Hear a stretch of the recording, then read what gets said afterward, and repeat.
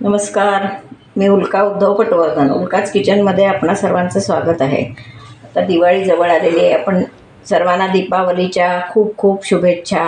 ही दिवाळी सर्वांना आनंदाची, भरभराटीची, सुखसमृद्धीची जाओ हीच सदिच्छा.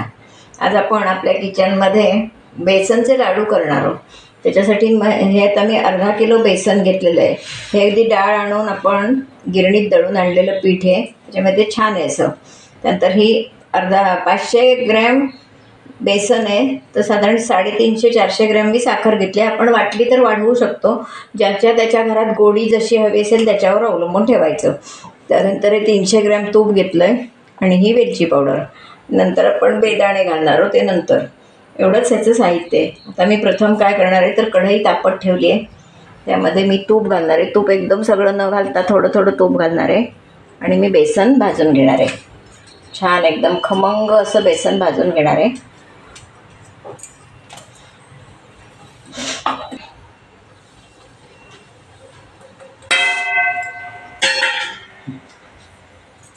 मंद ह्याच्यावर असं आपण बेसन भाजायचं.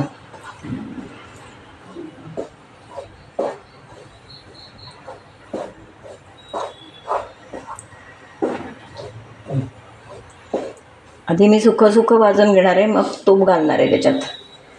हे भाजायलाही सोपं जातं. असं आता हे मंद आचेवर छान अगदी आपण खमंग बेसन भाजून घ्यायचं आहे. साधारण 15 मिनटं तरी नक्की लागतील.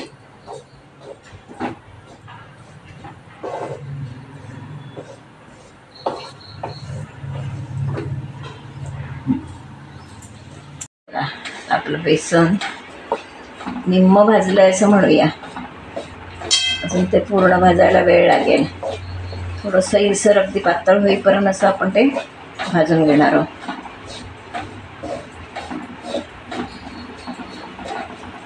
हे लाडू पाकाचे करायचे नाही आहेत. आपल्याला पिठी साखर मिसळून करायचे. त्याच्यामुळे बेसन ते भाजून बराच वेळ ठेवायला लागतं गार व्हायला. तर मी निम्म तूप घातलं, अजून निम्म आहे ते थोडं थोडं घालणार आहे. थोड्या वेळानं थोडं थोडं तूप घालणार आहे. त्यावेळी मी थोडं थोडं तूप घालून बेसन भाजते. एकदम नाही तूप घातलं आहे. भाजायला सोपं जातं आहे बेसन.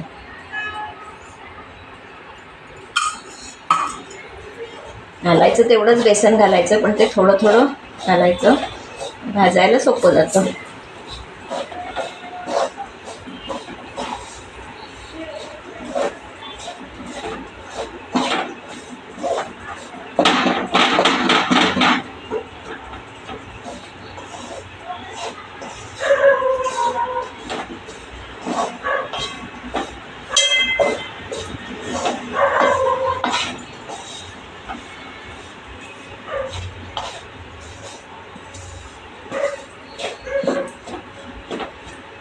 हे बघा कसं आता सैल व्हायला लागलं. अजून एक थोडं भाजायला हवं आहे. अजून पूर्ण सैल होईल तेव्हा आपलं बेसन भाजून झालं असं आपण म्हणायचं. आणि त्याचा वासही छान खमंग सुटतो. आताही वास सुटला आहे, पण अजून व्हायला हवं आहे. अजून ते पातळ होईल.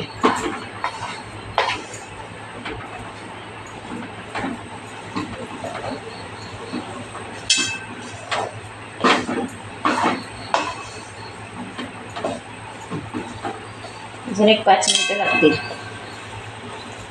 झालेलं आहे. अगदी जरा भाजायला हवं आहे. ते मी 2 मिनटं भाजते आणि आपण गॅस घालवणार आहोत.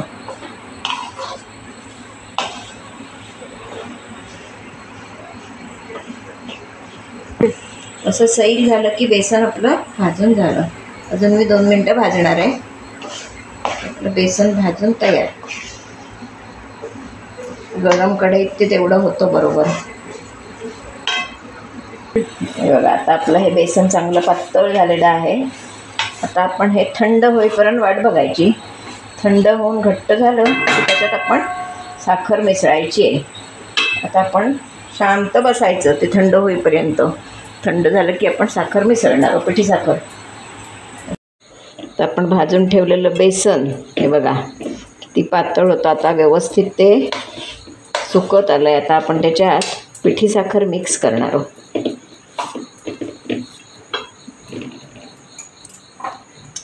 त्याच्यात आधी आपण वेलची पावडर घालणार आहोत.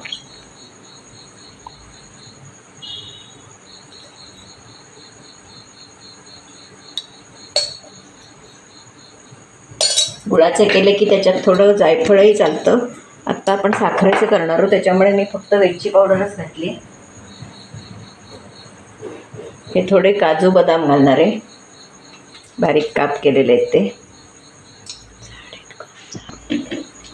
आता आपण यामध्ये थोडी थोडी पिठी साखर घालणार आहे. 400 ग्रॅम घेतली आहे, पण ज्या मनानं लागेल त्या मनानं घालायची.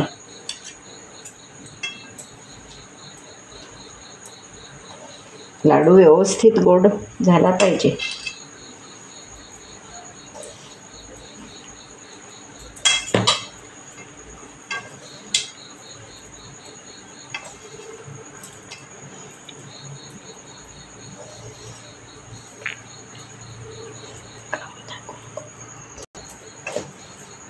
बघा आता आपलं हे मळून छानपैकी तयार आहे. साखर मिसळून मळून तयार आहे. किती सुंदर झालं आहे बघा. आता आपण लाडू वळायचे. वेलची घातलेली आहे.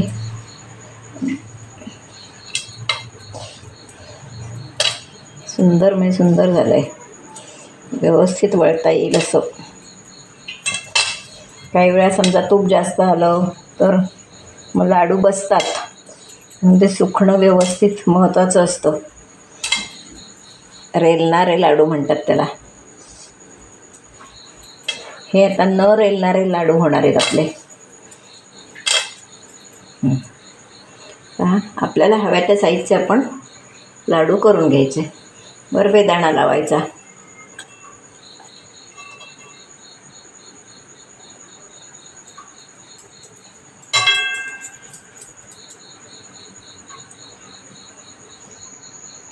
बघा लाडू आपण आता करून घेऊया. लहान मोठं जसं आपल्याला साईज हवी असेल त्याप्रमाणे करायचं. बसते म्हणून व्यवस्थित. तर मी थोडा लहान घेते, मगाचा जरा मोठाच झाला आहे.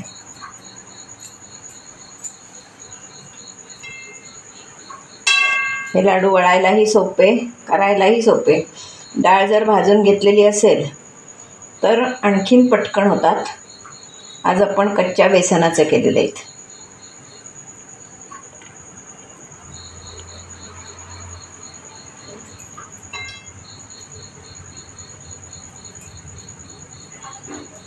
फार मोठे करायचे नाही, कारण कोणालाही हल्ली पटकन अख्खा लाडू नको असतो.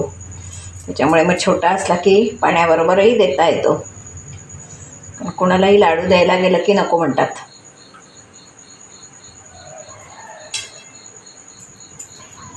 असे आता आपण सगळे लाडू वळून घेऊया. आपले हे साजूक तुपातील खमंग न रळणारे लाडू खाण्यासाठी तयार आहेत. आता हे मी कसे केले, याचा व्हिडिओ मी कसा केला हे तुम्ही पूर्णपणे बघा. आणि माझा व्हिडिओ जर तुम्हाला आवडला तर लाईक करा, शेअर करा. या दिवाळीला सर्वांनी नक्की करून बघा. बेल आयकॉन बटन दाबायला विसरू नका. आणि मला कमेंट बॉक्समध्येही सांगा कसा झाला लाडू, कसा होतो लाडू तो. आणि सर्वांना दिवाळीच्या खूप खूप शुभेच्छा. धन्यवाद.